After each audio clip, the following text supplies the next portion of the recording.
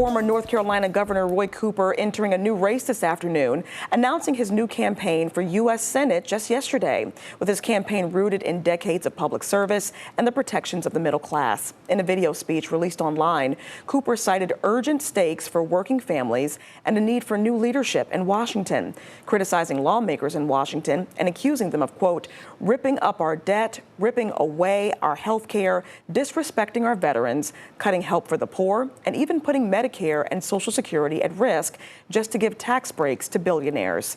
Cooper's entrance into the 2026 Senate race sets the stage for a high-profile battle in a closely divided state. So today when I logged on to Twitter, there were already attack ads running against Roy Cooper, calling him Radical Roy. So I think anybody who's hoping to get a break from North Carolina politics is going to be in for a rude awakening over the next few weeks, months, and years. Sure. I think it truly is a toss-up, right? So you look at it from one perspective and you say the Democrats have not won a U.S. Senate election in North Carolina since 2008. So from that perspective, you might say the Republicans have a bit of an edge. But then Roy Cooper does have much higher name recognition than Michael Whatley. Whatley's well known with political insiders, but most political insiders, they don't make up the majority of the voting bloc, right? So Whatley's going to have a lot of ground to make up there. To me, you put those two things together, and what you're left with is a toss-up. Look, Roy County is a rural North Carolinian. He grew up in Nash County, North Carolina, and he's able to speak with some credibility and some authenticity when he talks about rural issues. In every state that would matter, but particularly in a state like North Carolina, we have the second most rural voters of any state in the country. And so if you have a Democratic candidate like Cooper, who's able to do a little bit better in the rural parts of the state than other Democrats, that can lead to victory.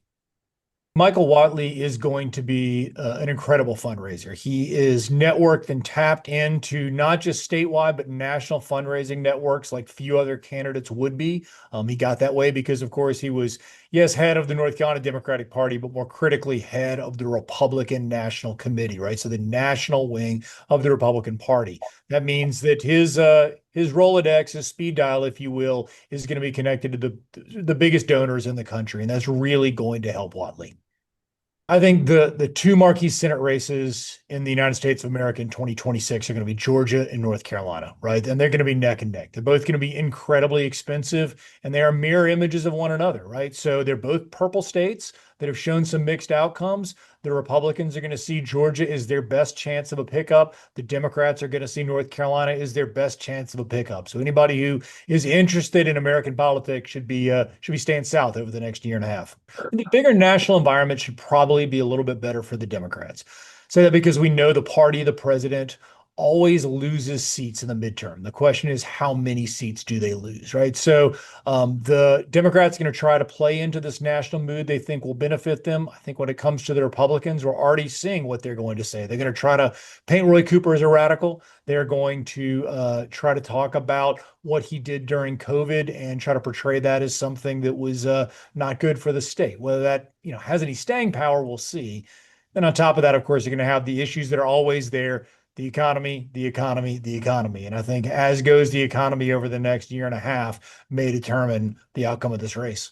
Look, it's fascinating. And it's going to be a fascinating place to watch politics. I think we need to remember the Democrats need to win North Carolina to have any chance to get the majority. It is still going to be difficult, even if they do win North Carolina, but it's really impossible for them to have any path to the majority of the United States Senate without North Carolina. So expect attention, expect money.